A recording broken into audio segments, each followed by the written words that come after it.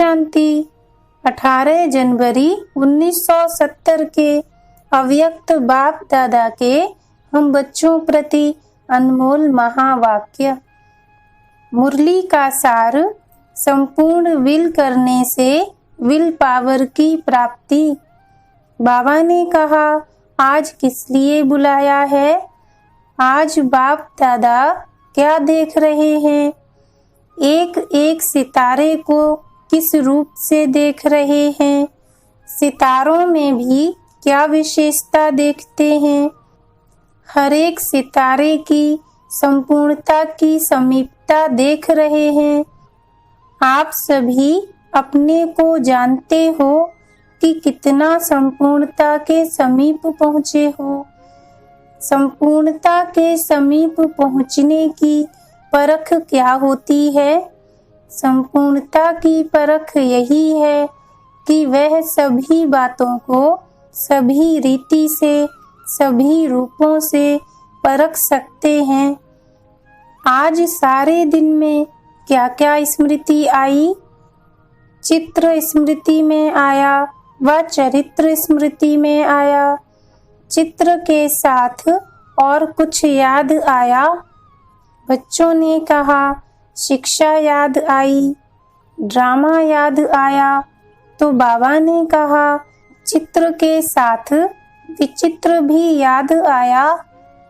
कितना समय चित्र की याद में थे, कितना समय विचित्र की याद में थे, या दोनों की याद मिली हुई थी?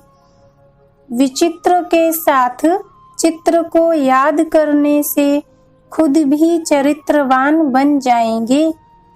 अगर सिर्फ चित्र और चरित्र को याद करेंगे तो चरित्र की ही याद रहेगी। इसलिए विचित्र के साथ चित्र और चरित्र याद आए। आज के दिन और भी कोई विशेष कार्य किया? सिर्फ याद में ही मगन थे कि याद के साथ और भी कुछ किया?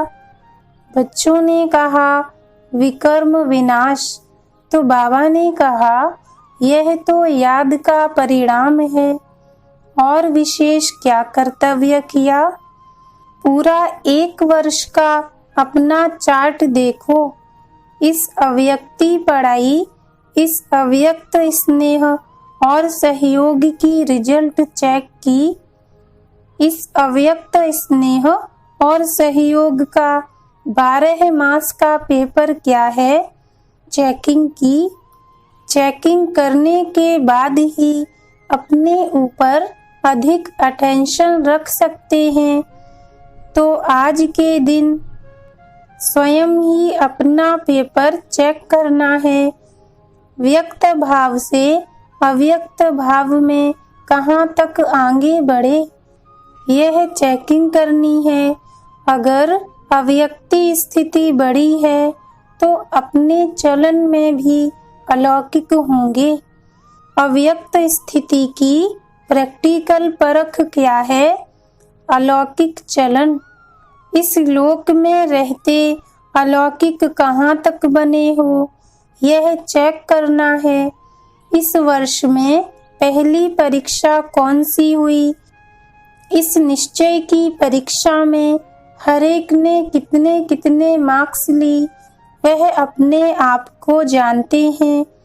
निश्चय की परीक्षा तो हो गई, अब कौन सी परीक्षा होनी है? परीक्षा का मालूम होते भी फेल हो जाते हैं। कोई कोई के लिए यह बड़ा पेपर है, लेकिन कोई कोई का अब बड़ा पेपर होना है। जैसे इस पेपर में निश्चय की परीक्षा हुई, वैसे ही अब कौन सा पेपर होना है? व्यक्त में भी अब भी सहारा है। जैसे पहले भी निमित्त बना हुआ साकार तन सहारा था, वैसे ही अब भी ड्रामा में निमित्त बने हुए साकार में सहारा है। पहले भी निमित्त ही थे, अब भी निमित्त हैं। यह पूरे परिवार का साकार सहारा बहुत श्रेष्ठ है। अव्यक्त में तो साथ है ही, जितना स्नेह होता है उतना सहयोग भी मिलता है। स्नेह की कमी के कारण सहयोग भी कम मिलता है। साकार से स्नेह अर्थात सारे सिजरे से स्नेह, साकार अकेला नहीं है। प्रजापिता ब्रह्मा तो उनके साथ परिवार है। माला के मड़के होना, माला में अकेला मड़का नहीं होता है। माला में एक ही याद के सूत्र में, स्नेह में परिवार समाया हुआ है। तो यह जैसे माला में स्नेह के सूत्र में पिरोए हुए हैं। दैवी कुल तो भविष्य में है। इस ब्राह्मण कुल का बहुत महत्व है। जितना जितना ब्राह्मण कुल से स्नेह और समीपता होगी, उतना ही दैवी राज्य में समीपता होगी। साकार में क्या सबूत देखा? बाप दादा किसको आगे रखते हैं? बच्चों को, क्योंकि बच्चों के बिना माँ बाप का नाम वाला नहीं हो सकता।